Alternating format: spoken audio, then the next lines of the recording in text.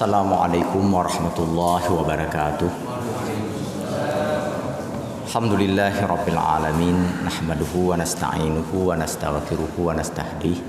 Asyhadu an la ilaha illallah wahdahu la syarikalah wa asyhadu anna Muhammadan abduhu wa rasuluhu la nabiyya ba'da. Allahumma salli wa sallim ala sayyidina wa maulana Muhammad wa ala alihi wa ashabihi ajma'in. Ma'asyiral hadirin muslimin, usikum wa iyaya bitaqwallah faqad fazal muttaqun. Qala Allah Ta'ala fil Qur'anil Karim, a'udzu billahi minasyaitonir rajim. Bismillahirrahmanirrahim. Ya ayyuhalladzina amanu taqullaha haqqa tuqatih wa la tamutunna illa wa antum muslimun. Shadaqallahul adzim. Syukur alhamdulillah Allah telah memberikan anugerah kemudahan, kekuatan, kesempatan dan kemauan untuk kita membuat pilihan terbaik dalam mengawali hari ini. Pilihan terbaiknya yaitu melaksanakan salat fardu subuh secara berjamaah di awal waktu dan di masjid. Sungguh tak ada pilihan lain yang lebih baik daripada pilihan ini di saat seperti ini. Semoga menyemangati kita untuk menyebarluaskan dan menebarkan serta menularkan inspirasi ini kepada seluruh anggota keluarga kita, putra-putri, anak cucu dan keturunan kita, sahabat dan kerabat kita, orang-orang yang kita kenal dan yang mengenal kita, orang-orang yang berada di bawah pengaruh dan kewenangan kita, agar semuanya bisa membuat pilihan-pilihan terbaik di dalam hidup mereka, terutama pilihan terbaik dalam mengawali setiap hari dengan menunaikan salat fardu subuh secara berjamaah di awal waktu dan di masjid. Salawat begini salam kita doakan semoga disampaikan kepada baginda Rasulullah sallallahu alaihi wasallam beserta seluruh sahabat, kerabat, tabi'in, para aulia, syuhada, ulama, mutaqaddimin dan ulama mutaakhirin, para salihin, dan kepada kita semoga Allah mudahkan segala urusan kita. Seandainya ada yang kurang sehat, semoga Allah berikan kesehatan dan kesembuhan. Apabila ada masalah yang sedang dihadapi, semoga Allah tunjukkan jalan keluar dan solusi. Atau jika ada yang sedang ditimpa musibah, semoga Allah berikan kesabaran dan ketabahan kepadanya.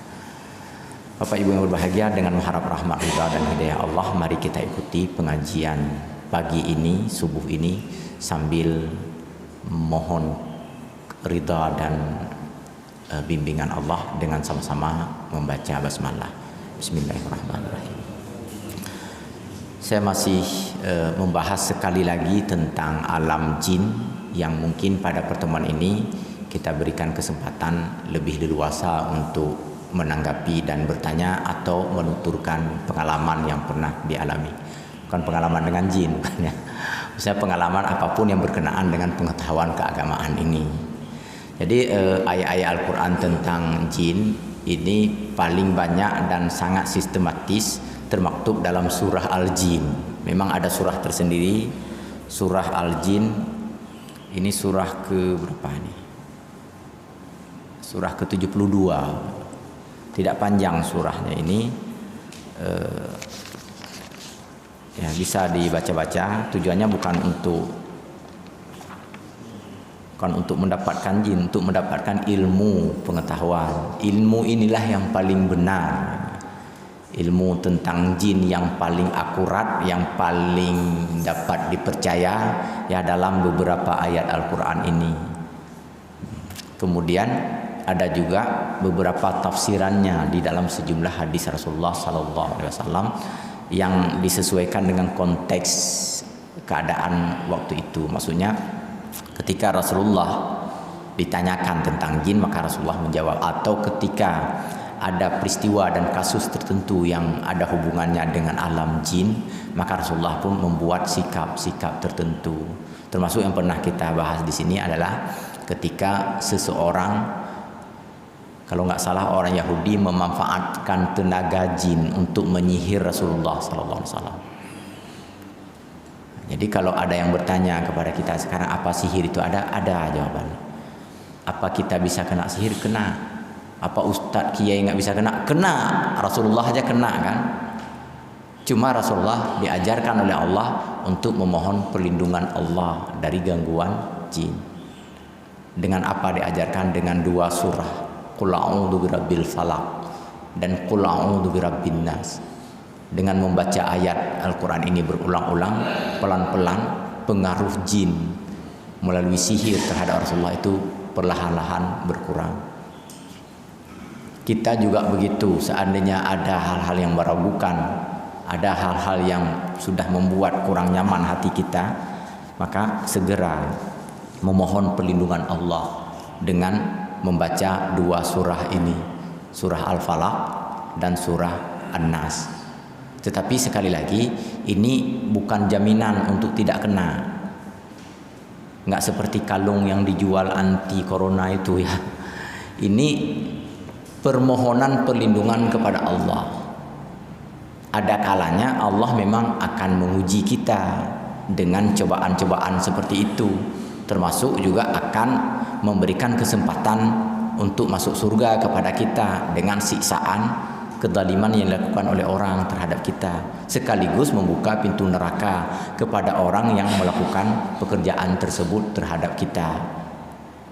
Itu mesti kita yakini secara penuh, secara teguh, bahwa ketika ada orang berbuat aniaya terhadap kita, baik secara fisik maupun tidak nampak secara kasat mata, nah itu ada beberapa kemungkinan. Sekurang-kurangnya ini, bahwa itu sebagai pengurang dosa-dosa kita. Pengurang dosa-dosa kita, yakinlah bahwa semua kita berdosa. Maka ketika ada orang yang mendalimi kita, maka yakinlah bahwa dengan didalimi itu, maka sedikit dosa kita itu berkurang. Kenapa berkurang? Nah, dibawa kepada dia, kepada yang mendalimi kita. Ditransfer pelan-pelan. Sekali didalimi, transfer sedikit lagi. Didalimi lagi, transfer lagi. Makin berat kezaliman yang dilakukan terhadap kita, makin habis dosa kita. Pindah ke dia. Terus nanti kalau udah habis dosa kayak mana? Pahala dia dipindah ke kita. Makanya sekali lagi, bukan berarti kita pasrah saat dizalimi. Kita tetap diperintahkan untuk melindungi diri, untuk berupaya menyelamatkan diri, untuk berupaya melakukan perlindungan dan sebagainya. Tetapi seandainya, sekali lagi, jadi prinsip filosofi transfer pahala tadi itu baru akan terjadi setelah kita berusaha semaksimal mungkin. Kalau belum ada upaya dan usaha dari kita, maka itu belum akan berlangsung. Maksudnya ketika orang misalnya menyantet kita, menyihir kita, mengguna-guna kita. Guna sebenarnya bagus kan, berguna. Ini mengguna-guna sudah nggak bagus lagi ya. Kalau ada yang mengguna-guna kita mohon perlindungan Allah. Dalam keadaan-keadaan tertentu Allah lindungi dan Allah jauhkan kita dari guna-guna itu dalam keadaan tertentu. Tetapi dalam keadaan lain kita nggak tahu. Karena iradah Allah, kemauan Allah, kehendak mutlak itu hanya milik Allah yang tak dibuka seluruhnya untuk manusia. Untuk apa Allah menguji kita dengan seperti itu? Yang kita tahu adalah hikmahnya nanti, bahwa kalau itu juga kena kita setelah kita berusaha, maka kembali kepada Allah, bahwa ini adalah bagian daripada ujian Allah. Dengan ujian tersebut dosa-dosa kita dikurangi, diampuni oleh Allah, dan orang yang melakukan pekerjaan zalim dan aniaya itu sedang diberikan kesempatan untuk masuki atau menuju neraka, karena mereka telah berupaya untuk membeli neraka dengan berbagai cara. Neraka pun sudah diciptakan oleh Allah. Kan kasihan juga kalau nggak ada penduduknya nanti kan. Jadi dia yang udah bersedia dengan cara mendalimi kita, maka dibuka lowongan ke sana gitu. Nggak pernah tertutup lowongan untuk masuk neraka sampai akhir kiamat gitu. Bapak Ibu berbahagia, sekali lagi pembahasan hubungan antara manusia dengan jin itu sebahagian, hampir seluruhnya itu termaktub dalam surah Al-Jin ini. Apa ayat-ayat Al-Qur'annya? Kita baca beberapa ayat saja. Bismillahirrahmanirrahim. Qul uhiya ilayya annahu istama'a nafaru minal jinni faqalu inna sami'na qur'anan ajaban. Katakan wahai Muhammad, diwahyukan kepadaku oleh Allah bahwa ada sekelompok jin ikut menyimak pembacaan Al-Quran. Lalu mereka takjub pada saat mendengarkan bacaan Al-Quran. Maka seandainya ada manusia yang ketika mendengarkan Al-Quran biasa-biasa saja, apalagi melecehkan, meremehkan, ini lebih parah daripada jin nih orangnya nih ya. Jin saja takjub dia. Jin aja itu heran apa namanya. Katanya ini bacaan yang menakjubkan. Yahdi ila rusdi fa amanna bihi wa lan nusyrika bi rabbina ahada. Lalu jin yang takjub itu secara spontan mengatakan, kami beriman dengan isi Al-Quran yang engkau bacakan wahai Muhammad, dan kami tidak akan menduakan Allah sebagaimana diajarkan oleh ayat-ayat Al-Quran itu, sebagaimana diajarkan oleh Allah di dalam ayat-ayat Al-Quran tersebut. Wa annahu ta'ala jaddu rabbina mattakhadha sahibatan wala walada, dan Allah benar-benar sungguh-sungguh merupakan Tuhan kami, dan Allah tidak memiliki pendamping, juga tidak memiliki putra putri. Wa annahu kana yaqulu safihuna 'ala Allahi syatata, tetapi ada orang-orang bodoh di antara kami itu berkata yang tidak terhadap Allah. Begitulah. Kenapa jin yang tidak mau beriman itu, atau kenapa jin yang berkata tidak terhadap Allah itu safihuna, kata jin. Safihuna itu artinya jin-jin bodoh di antara kami. Kalau jin-jin pintar tadi beriman dia. Ini jin-jin bodoh, mereka mengatakan yang tidak terhadap Allah. Wa anna dhananna allan naqulal insu wal jinnu 'ala Allahi kadiba, dan kami juga yakin manusia bodoh juga seperti itu. Gitu kata jin. Rupanya makhluk yang pintar itu apa? Dulu ada iklan ya. Orang pintar minum apa? Betul angin. Sebenarnya orang pintar itu kalau kita pakai bukan hanya ayat ini, sebenarnya ada beberapa ayat Al-Quran lain, termasuk dalam surah Al-Baqarah ayat-ayat awal tuh, ayat berapa tuh. Orang-orang pintar itu adalah orang yang mengimani Allah dan Rasulnya. Orang pintar itu adalah orang yang akan beriman kepada Allah dan Rasulnya apabila disampaikan dakwah dan kebenaran kepada mereka. Sebelum sampai dakwah dan kebenaran mungkin mereka belum tahu, tapi begitu sampai dakwah dan kebenaran dia akan beriman kepada Allah. Coba tengok untuk Bapak Ibu mungkin pernah mengakses YouTube yang di dalamnya ada Zakir Naik ya. Zakir Naik itu sering tampil di depan orang-orang elit kan, artis, pengusaha, guru besar, ilmuwan.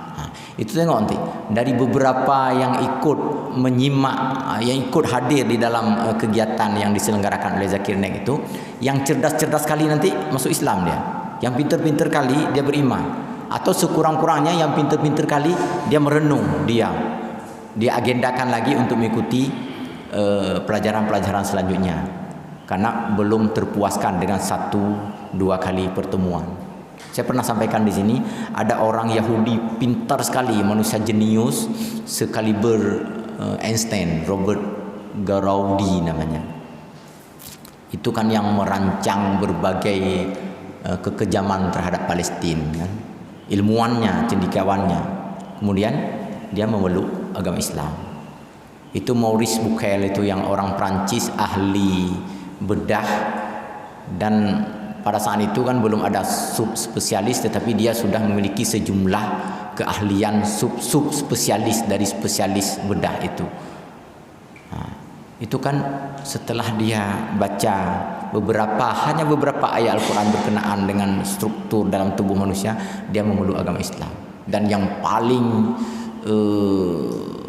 yang paling frontal, yang paling heboh dulu ketika ini dalam tulisan Huston Smith saya baca, ketika Fridtjof Schuon itu memeluk agama Islam setelah ia memeluk 20 agama lain sebelum ia memilih agama Islam. 20 agama lain, semua sekte yang ada dalam agama Nasrani itu, mulai dari Protestan dia dia pertama Katolik, pindah ke Protestan, kemudian ke Advent, kemudian ke Ortodok. Saya lupa urutannya. Setelah itu dia nggak puas, dia cari lagi agama Hindu, agama Buddha, agama Jainism, agama Konghucu, macam-macam. Kenapa terakhir masuk Islam? Karena kata dia diajarkan oleh orang tuanya dan masyarakatnya, yang paling berbahaya agama di bumi ini memang agama Islam, katanya. Maka jangan dekat-dekat dengan. Jadi sejak dari awal dia memang anti dengan Islam. Tetapi karena nggak puas, nggak mendapat kepuasan dari agama-agama yang lain, sehingga ia akhirnya memilih agama Islam di usia yang sudah sangat uzur, 80 tahun. Setelah itu mati terus. Nggak lama setelah itu meninggal tuh, kan meninggal dalam kebajikan. Makanya ada teman-teman seperjuangan mungkin di WA kita, Pak Ahayu ada tuh WA yang masjid apa itu, yang salat berjamaah itu. Beberapa kali mereka marah kali sama Ahok. Saya bilang jangan terlalu marah gitu. Jangan-jangan nanti atau siapa tahu nanti kalau Allah bukakan, kan kalau ini urusan Allah. Kalau Allah bukakan hidayah untuk Ahok, mana ada dibuka lagi itu, dia memurtadkan orang lagi, kata ya udahlah kalau gitu. Artinya ada pesan dari Imam Ali bin Abi Thalib, begini pesannya. Ahbib habibaka haunan ma asa ayyakuna baghidaka yauman ma.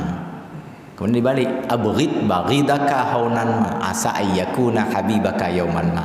Bersyair mah. Ali bin Abi Thalib memang banyak sekali syair-syair beliau. Itu sastrawan besar itu di masa awal-awal Islam. Artinya apa itu? Cintailah kekasihmu sekedarnya saja. Boleh jadi nanti akan menjadi sosok yang kau benci. Bencilah musuhmu sekedarnya saja. Boleh jadi nanti akan menjadi orang yang engkau cintai gitu. Karena begitu relatifnya di dunia ini. Ada orang dulu dia berteriak Prabowo, setelah itu Jokowi, setelah itu terakhir Jokowi gitu kan. Nah, kenapa? Karena begitu relatifnya dunia ini, sehingga jangan terlalu cinta, bukan jangan terlalu cinta, maksudnya jangan terlalu berlebihan dalam mencintai dan dalam membenci. Begitu relatifnya. Jadi kembali ke pelajaran utama kita malam ini, bahwa jin yang pinter, manusia yang pinter, kalau sampai kebenaran diperlihatkan kepadanya, maka dia akan mengikuti jalan kebenaran itu. Kenapa banyak orang yang tidak mau menerima kebenaran padahal sudah disampaikan kepadanya? Itu karena kebodohannya. Ini pengakuan jin ini, bahwa kami juga sangat yakin bahwa ada di antara manusia-manusia yang bodoh juga enggan menerima Al-Quran ini.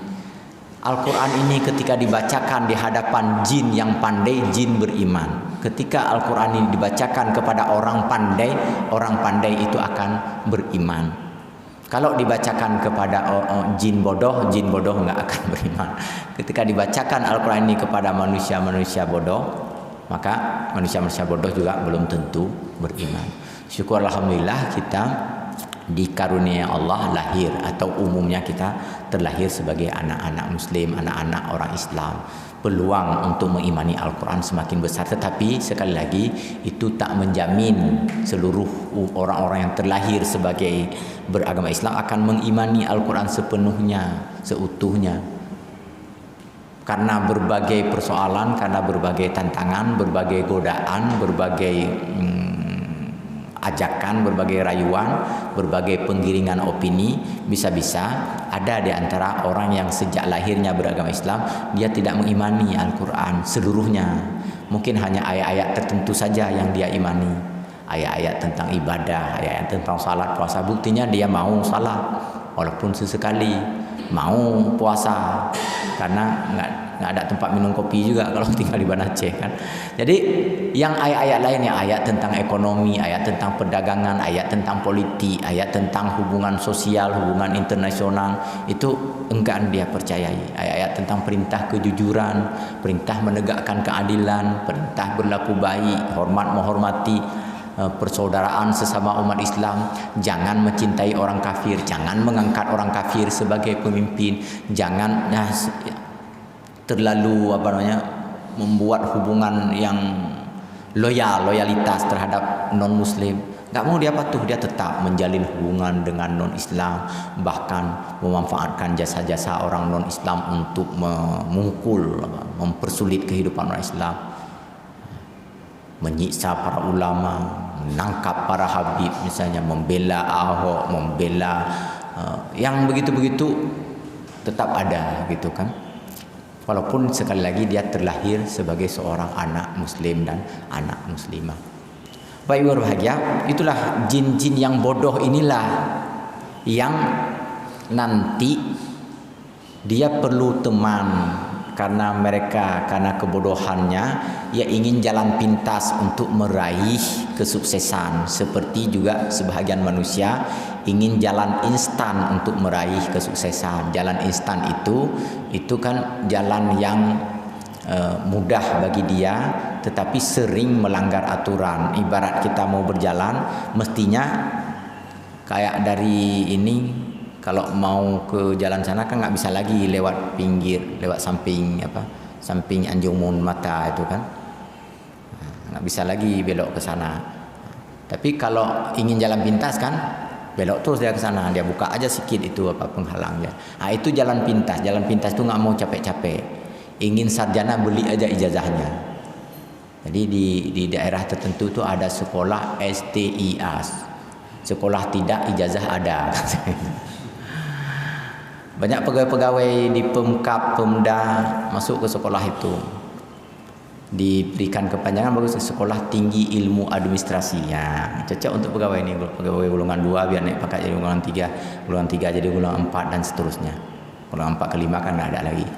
Jadi memang nggak ada sekolahnya, jadi sekolah tidak ijazahnya ada gitu. Itu jalan pintas namanya. Kenapa? Karena orang bodoh itu, orang pandai nggak mungkin begitu. Orang pandai itu nggak ada ijazah pun dia mau sekolah, gitu kan? Seandainya nggak dikasih ijazah pun mau dia belajar. Gitu. Banyak orang-orang yang mengikuti pengajian, mengikuti pembelajaran, mengikuti seminar kan nggak perlu ijazah, yang penting ilmu. Itu tanda orang pandai. Ini semua orang pandai ini kita nih, alhamdulillah. Baik. Jadi karena ingin jalan pintas, orang-orang dan manusia-manusia bodoh ini dia mencari peluang-peluang jalan instan itu. Satu di antaranya yang dilakukan oleh dan dilakukan di sepanjang sejarah, dan juga karena godaan dari jin, dari setan, dari karin, maka dia bekerja sama dengan jin.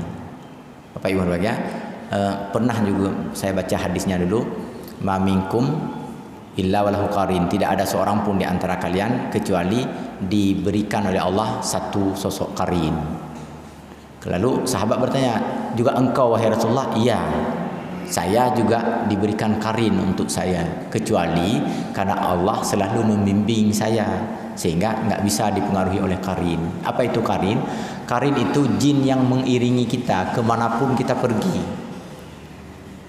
Nggak bisa kita rahasia sama dia, karena begitulah kodrah yang telah ditetapkan oleh Allah. Kodrat, begitulah fitrah, begitulah takdir sebenarnya. Nah, ini takdir.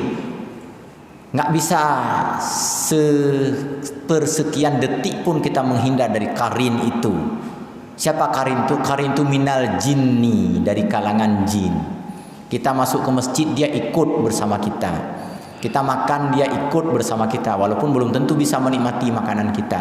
Makanya disyariatkan ketika hendak makan baca sekurang-kurangnya bismillah, sekurang-kurangnya itu. Ini nggak sempat lagi Ustaz nih, kalau baca Allahumma barik lana fima, terlanjur lapar. Ada kalau yang baju kori rame-rame nyuntik, dalai baca Allahumma barik lana habis gak baju bismillah, ya udah makan dulu. Itu minimal itu bismillah. Jangan sampai nggak pernah mengatakan apa-apa.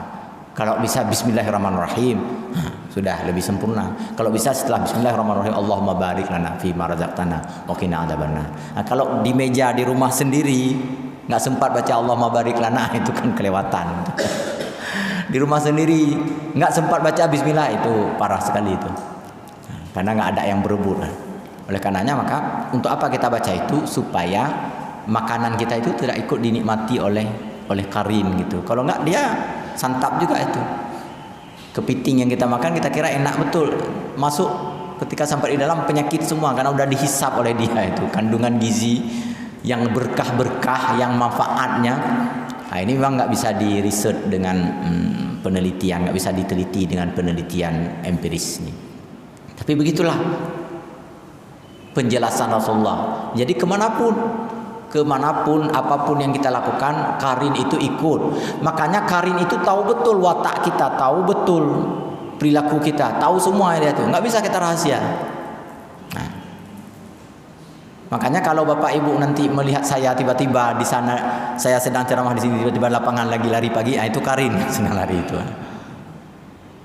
Atau saya mati, seandainya saya nanti suatu waktu meninggal dunia, bukan seandainya, memang semua kita meninggal dunia, lalu tiba-tiba bertemu dengan saya, itu bukan saya, itu adalah Karin dan bukan roh saya. Kami dulu waktu baru-baru tsunami, saya mengantar ayah saya waktu itu minta pulang ke Melabu.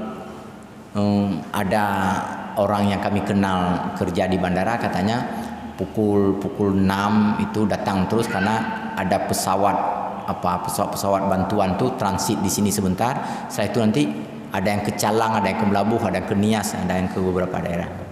Jadi saya antarlah orang tua saya. Kalau bisa cepat karena nanti antrian nggak enak nanti kalau misalnya orang udah duluan antri. Cepat saya datang sebelum subuh, saya antar ke bandara. Salat subuh kami di bandara, langsung store wajah, hai nyokat roh segala subuh, oh jujur gitu. Jadi setelah selesai salat subuh, langsung kami ambil posisi untuk ngantri untuk ayah saya. Saya lihat ada seseorang berjalan, merinding bulu saya kalau saya cerita, bulu kuduknya merinding.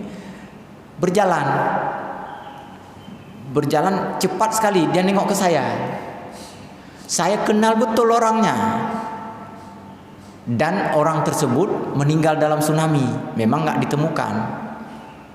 Saya kenal betul orangnya.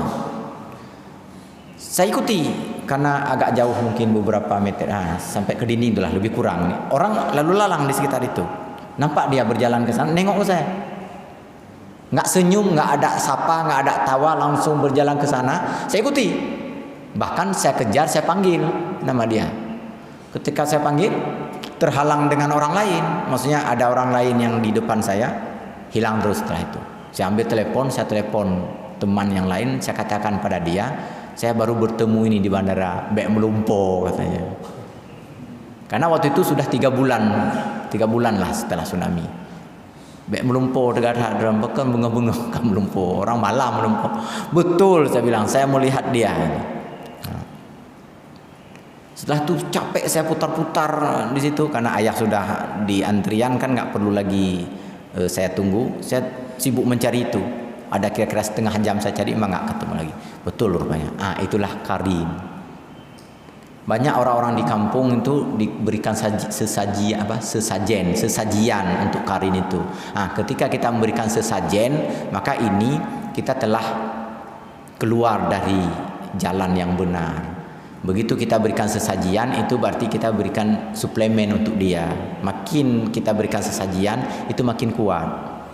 Dulu di Punge, semasa almarhum Pak Marzuki, imam besar, mungkin Pak Wahyu atau sebagian kita kenal. Baru-baru tsunami dulu, Pak Marzuki, imam besar di masjid Punge Blangcut, masjid yang ada kapal apung itu. Cerita kepada saya bahwa ada orang perempuan di Punge sering kemasukan, biasanya pukul setelah asar lah, pukul 5 atau setengah 6. Dalam pingsannya itu dia mengaku kemasukan roh yang ditimpa oleh kapal apung itu yang terjepit. Lalu dia minta supaya masyarakat Punge memberikan makanan, memberikan sesajian. Kalau tidak saya cekik orang Punge ini satu-satu. Jadi ketika si perempuan ini kemasukan, terdengar oleh masyarakat. Masyarakat mengadu kepada Bapak Marzuki itu. Pak Marzuki nelpon saya. Gitu. Begitu ditelepon saya jawab, jangan kasih Pak. Dia minta ini. Dan aneh, orang perempuan itu yang dikenal oleh masyarakat Punge dan sekitarnya orang biasa-biasa saja. Nggak pernah pun belajar bahasa Inggris. Tiba-tiba ketika dia pingsan, dia bisa ngomong Inggris lancar betul. Dan mengaku dia, saya ini guru bahasa Inggris, dosen bahasa Inggris. Saya ini dosen bahasa Inggris, bernama ini katanya. Saya terjepit di bawah kapal nih. Memang kalian nih nggak peduli sama saudara-saudara sendiri. Kalau kalian nggak sanggup memindahkan kapal, maka berikan ayam putih, ayam hitam, macam-macam lah itu kan. Suruh potong, suruh belah, suruh cincang, macam-macam, suruh taruh di bawah itu. Kalau enggak saya cekik kalian nanti satu-satu. Ini saya roh ini. Pada kali yang lain dia ngomong bahasa Arab. Itu juga begitu. Ibu itu ngaji aja nggak lancar. Kok bisa ngomong bahasa Arab, kan aneh. Sampai sebahagian percaya itu. Nggak mungkin lah kalau bukan roh. Kebetulan ada di sekitar itu dosen bahasa Inggris. Pinter kali memang bahasa Inggrisnya. Suaranya pun mirip katanya. Nah, waktu itulah saya buka-buka kitab. Saya cari lagi. Ternyata itulah dia. Bahwa Karin itu. Jadi dosen bahasa Inggris itu dulu ada Karin semasa hidupnya. Ketika meninggal, Karinnya itulah. Dan Karin itu jin, ya. Jin itulah yang mempengaruhi atau masuk ke dalam tubuh perempuan itu. Lalu dia ngomong bahasa Inggris, lalu dia minta macam-macam. Sekali lagi seandainya. Tapi ada juga belakangan yang naruh-naruh makanan ke bawah itu. Sampai diancam oleh Tuhaput. Kebetulan Tuhaput Punge itu dosen Unsia, Tuhaput yang lalu, yang waktu kejadian itu. Ketua Tuhaputnya dosen Unsia. Cerita juga ke saya, Ustaz, rupanya ada yang bawa. Lalu bagaimana? Saya ancam warga kampung, siapapun yang membawa itu, kami pasang CCTV, kami pasang intelijen segala macam, akan kami usir dari Punge. Siapapun yang bawa sesajian itu. Akhirnya nggak ada lagi yang berani bawa. Mungkin 1 atau 2 kali itu yang bawa sesajian. Sekali lagi, kalau misalnya kita bawa sesajian untuk jin, maka jin akan dapat suplemen dari kita dan jin akan semakin kuat. Bisa-bisa dia mampu mengalahkan kita dalam adu PC. Kalau sekarang adu PC antara kita dengan jin itu kalah jin. Jin PC aja nggak ada kan. Tapi kalau sudah sering diberikan suplemen, dia menjadi kuat. Apalagi suplemennya suplemen yang dia minta. Ayam kampung yang masih, misal ini, lutut sapi betina yang belum pernah kawin misalnya. Nah itu kalau dapat yang seperti itu, atau ayam kampung, ayam putih 1, ayam hitam 1. Paha sebelah kiri untuk ayam putih, paha sebelah kanan untuk ayam hitam. Kalau dia minta yang seperti itu kita penuhi, itu menjadi kuat sekali dia karena dapat tambahan gizi. Itu menjadi kuat. Kenapa di daerah lain, saya nggak mau bilang di mana, itu Nyi Roro Kidul itu kuat kali itu. Kenapa? Karena itu coba tengok, coba pergi Bapak ke Jogja, nggak usah coba, pergi aja gitu. Ke Jogja itu ada kamar hotel 303 kalau saya nggak salah. Itu nggak boleh kita sewa kan, nggak boleh kita masuki kamar itu. Kamar itu khusus untuk ditaruh sesajian. Di Bali juga ada, di beberapa tempat lain juga ada yang mirip-mirip seperti itu. Untuk apa itu? Untuk memberikan sesajen kepada jin-jin tertentu yang telah secara turun-temurun mereka berikan. Itu udah kuat jinnya. Itu nggak sanggup lagi kita lawan. Secara fisik kita hanya bisa memohon perlindungan Allah. Bahkan kalau tenaga jin itu digunakan untuk menyantet kita, untuk mengguna-guna kita, itu memang kuat sekali dia itu. Sekali lagi atas izin Allah juga semuanya. Kalau Allah mengizinkan kena gitu. Kalau Allah tak mengizinkan juga. Cuma harapan besarnya, harapan kenanya lebih besar. Itu kenapa? Karena sudah tahu betul, dia sudah kuat betul. Jam terbangnya sudah tinggi sekali. Sudah keliling apa kelemahan-kelemahan kita, kapan waktu yang kita mudah digoda, mudah dikenain dan sebagainya. Sekali lagi, jin mana itu? Jin-jin yang bodoh, sehingga dari kebodohan dia menuju keingkaran, menuju kemungkaran, dan karena kemungkaran itu dia bisa kerjasama dengan manusia-manusia bodoh. Lalu karena diberikan makanan oleh manusia-manusia bodoh, sehingga jin itu menjadi kuat atas kerjasama dengan manusia, menjadi kekuatan yang berganda. Itulah yang sangat berbahaya di dalam kehidupan ini. Bapak Ibu berbahagia, saya kira sampai di sini. Mungkin ada pertanyaan atau seperti yang saya sampaikan tadi, ada pengalaman, ada hal-hal lain yang ingin disampaikan. Saya persilakan sampai kira-kira mungkin beberapa menit lagi ke depan. Silakan. Silakan, Mbak. Dari masalah jin bodoh ini masuk Islam. Jadi kalau kita lihat orang intelektual yang memang misalnya ustaz, itu yang dikirim menjadi ustaz. Jadi dia tentu intelektual juga. Tapi kenapa justru dia sendiri tidak masuk Islam? Kemudian yang kedua, apakah Rasulullah atau Nabi itu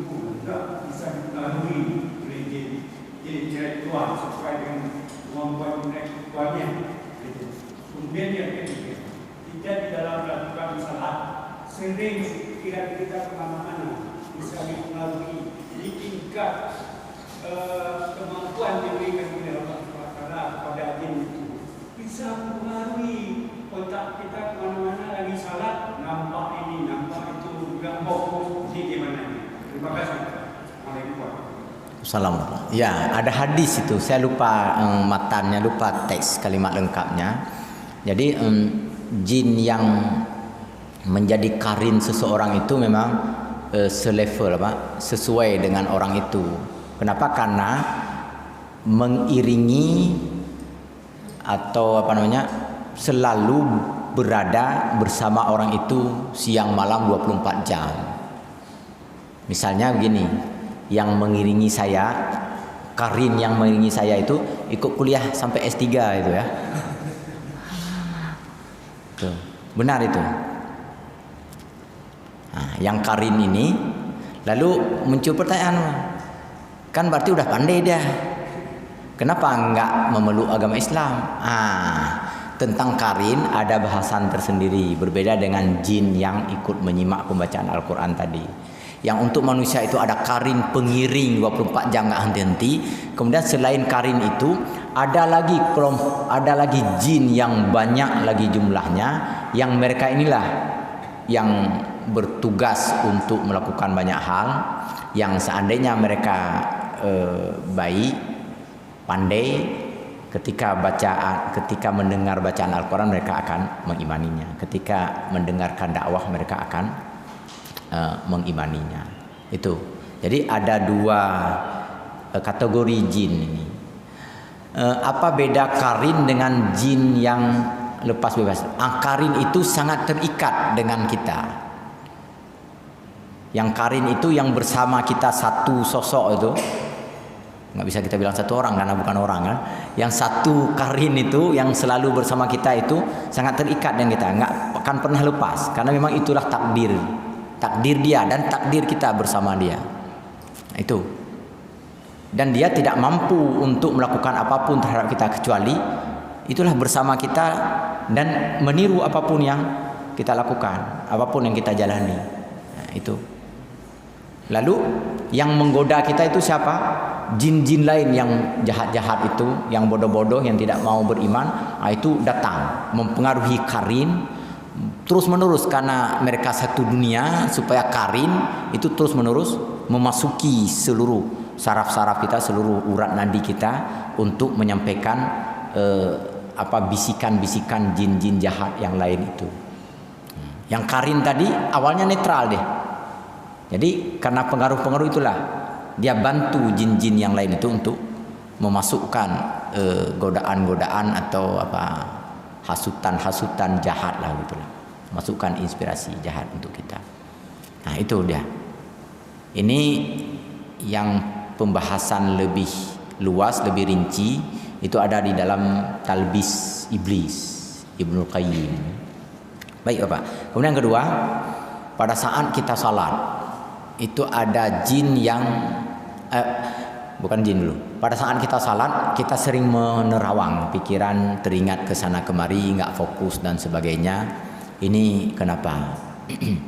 Ini ada beberapa kemungkinan kalau kita baca tulisan-tulisan para ulama salat khusyuk atau kita tafsir tentang bahwa ada perintah untuk salat khusyuk dan sebagainya. Ini yang pertama memang si manusia itu sendiri, maksudnya kita sendiri itu memang belum berhasil menghadirkan hati di dalam salat. Ini penjelasan pertama ini sebelum kita masuk ke jin. Nanti jangan sedikit salah jin lagi gitu. Artinya kita salah juga di sini gitu. Jadi kita salat, hati kita masih entah di pasar, entah di rumah, entah di bakso, entah di ayam penyet gitu. Kita nggak bawa hati ke dalam salat gitu. Itu yang pertama. Makanya bisa menerawang kemana-mana. Yang kedua, diperparah oleh bisikan. Bisikan itu bukan di telinga masalah. Seandainya di telinga, mungkin kita bisa menyadari bisikannya ke dalam nadi kita. Siapa yang bisi itu? Itulah jin yang tidak pernah berhenti mempengaruhi kita, sebagaimana sumpah atuknya itu, apa, sumpah iblis nenek moyangnya itu, la uwiyannahum ajmain, kan, akan kugoda mereka, sungguh akan kugoda mereka semua. Kata Allah, silakan. Hamba-hambaku yang ikhlas nggak mampu engkau. Kenapa hamba-hamba yang ikhlas tak mampu digoda? Karena hamba-hamba yang ikhlas tuh tak punya kepentingan apapun dengan siapapun, kan, hanya kepentingan kepada Allah, maka nggak sanggup digoda oleh iblis dan keturunan-keturunannya. Jadi ada dua kemungkinan, Pak. Yang pertama, kita sendiri belum berupaya, belum sempurna upaya kita, dan yang kedua memang ada jin yang membisikkan ke dalam urat nadi kita untuk teringat ke mana-mana. Demikian, Pak. Silakan. Lagi salat, ya kan? Kita lagi salat, tidak fokus, kalau bisa diari. Misalnya baru 2 rakaat, padahal 4, tapi ini baru 1 bisa dipengaruhi. Ya. Bukan dalam faktor bacaan, tapi bisa mengaruhi. Apakah ini saya cari di dalam hati kita ini betul-betul dia bisa mengaruhi kita ini? Oh ya. Nah, ini saya nggak bisa jawab juga. Tapi seandainya ini pengaruhnya sudah agak rendah.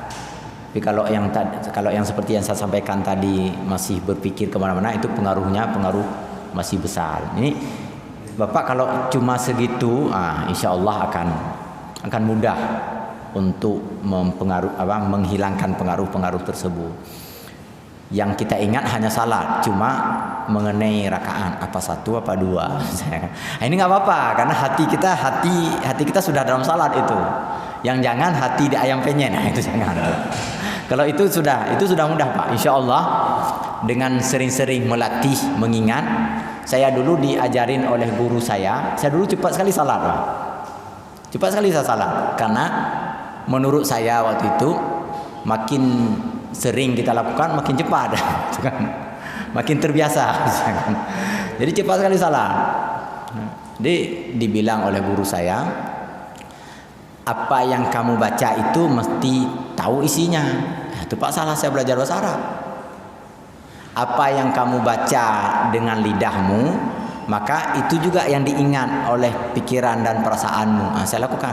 Alhamdulillahirabbil alamin. Setelah itu saya bilang, karena terlalu fokus mengingat arti ayat inna a'tainakal kautsar, lupa rakaat, saya bilang sama guru. Jadi saya bermasalah juga dulu masalah ini. Makanya ketika Bapak tanya dalam hati ini, Bapak ini nyindir saya, bukan. Tapi nggak apa. Jadi waktu itu udah lupa rakaat saya. Dibilang oleh guru saya setelah itu, inilah enaknya punya guru gitu. Kata guru, "Nak, kamu atur ayat yang kau baca pada rakaat pertama, ayat setelah Al-Fatihah itu. Misalnya yang pertama itu kamu baca An-Naba, maka rakaat kedua An-Nazi'at. Rakaat ketiga Abasa, rakaat keempat At-Takwir. Jadi begitu. Mulailah saya tadi baca apa? Oh, takwir. Oh, berarti ini udah rakaat keempat. Tadi baca apa? Abasa. Oh, masih rakaat. Tidak, Pak. Nazi'at berarti rakaat kedua. Panjang kali Ustaz. Kalau biar enggak panjang, rakaat pertama baca inna a'taina, rakaat kedua baca qul huwallahu ahad, rakaat ketiga baca qul a'udzu birabbil falaq, rakaat keempat baca qul a'udzu birabbin nas. Kalau bisa secara berurut, kalau bisa. Jangan kita balik itu. Rakaat pertama qul a'udzu birabbin nas, rakaat kedua An-Naba, jangan gitu. Itu susah, yang berurut aja gitu. Nah, setelah saya ikuti itu 3 hari. 3 hari saya hafal An-Naba dulu sikit-sikit, saya hafal yang disuruh-suruh. Waktu itu saya urutkan Sabihisma rabbikal a'la dengan hal ataka di surah Asyah dan seterusnya. Wadduha dengan alam nasrah. Alhamdulillah enggak lupa lagi rakaat kedua, rakaat ketiga. Kecuali pernah jadi imam. Saya tadi makanya enggak mau saya sebenarnya jadi imam, tapi Pak Oki. Takut nanti lupa pula rakaatnya. Tapi alhamdulillah kalau kita atur itu insya Allah nggak akan lupa lagi. Tapi yang jelas yang mau saya katakan, kalau sekedar lupa rakaat itu sudah bagus sekali kita, nggak apa-apa lagi itu. Jangan khawatir lagi, itu sudah sangat bagus. Yang nggak bagus kalau kita salah, hati kita di ayah gading sana tinggal, nah, itu bahaya. Saya kira demikian Pak. Terima kasih. Saya ada nggak ada lagi Pak? Oh iya silakan Pak.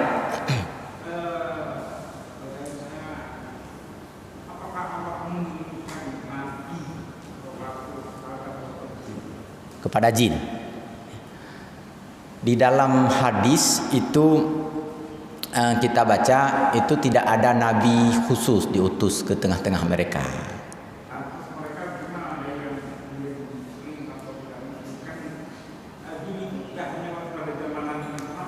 Ya. Ya.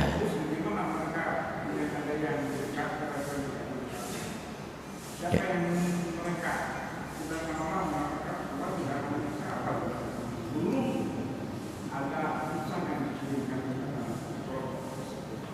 Ya.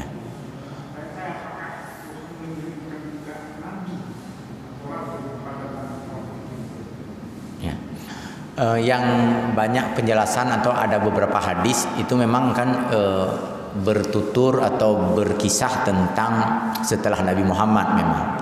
Karena Nabi Muhammad ini Rasul akhir zaman untuk manusia dan juga jin kan, Rasul akhir zaman untuk semua kalangan, maka tidak ada nabi.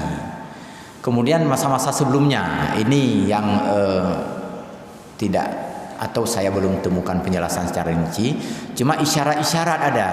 Misalnya isyarat tentang Nabi Sulaiman misalnya. Itu bagaimana mereka beriman kepada Nabi Sulaiman gitu. Dan belum pernah saya temukan penjelasan tentang adanya para nabi yang diutus kepada kaum jin gitu Pak. Belum pernah saya temukan penjelasan itu. Tetapi jin yang aulia itu ada. Itu ada beberapa hadis itu yang menceritakan tentang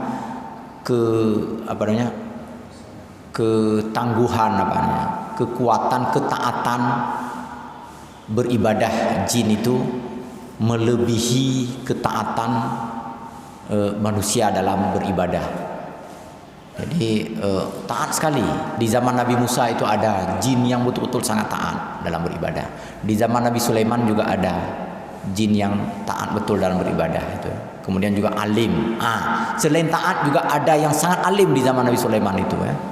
Nah, itu yang memindahkan, yang berjanji akan memindahkan singgasana Ratu Saba, itu salah satu jin yang alim, yang pandai maksudnya. Alim di sini pandai, hebat, kuat gitu. Tapi kemudian ternyata dalam ayat selanjutnya Nabi Sulaiman tidak memerintahkan sang jin itu, tapi merintahkan justru min ibadina kan. Min ibadina itu artinya manusia yang lebih alim. Jadi sealim-alimnya jin ini, kita baca kitab tafsir Qurtubi misalnya, sehebat-hebatnya jin masih tetap ada manusia yang lebih hebat daripada jin itu. Mungkin boleh jadi jin itu lebih hebat daripada saya misalnya. Ada jin yang lebih hebat, tapi ada manusia lain yang lebih hebat daripada jin yang lebih hebat daripada saya. Itu maksudnya. Itu dalam tafsir Qurtubi. Jadi sehebat-hebat, sepandai-pandainya jin masih ada manusia yang lebih pandai. Cuma kadang-kadang kita tidak tahu. Ini berdasarkan ayat Al-Quran yang mengisahkan kompetisi waktu itu kan, pelelangan yang diberikan oleh Nabi Sulaiman kepada para pengikutnya waktu itu. Itu Pak yang bisa saya jawab. Nanti saya coba juga buka-buka lagi bagaimana tentang nabi-nabi para jin ini ya. Yang lain saya kira sudah ada, ini sudah 6:30. Demikian kajian kita pada hari yang berbahagia ini. Semoga Allah membuka hati kita, membuka kesadaran kita, dan mencatat ini sebagai amalan kita, sebagai amalan yang diridai oleh Allah Subhanahu wa taala. Lebih dan kurang saya maaf, kepada Allah sama-sama kita mohon ampun. Subhanakallahumma wa bihamdika asyhadu an la ilaha illa anta nastaghfiruka wa natubu ilaik. Wassalamualaikum warahmatullahi wabarakatuh.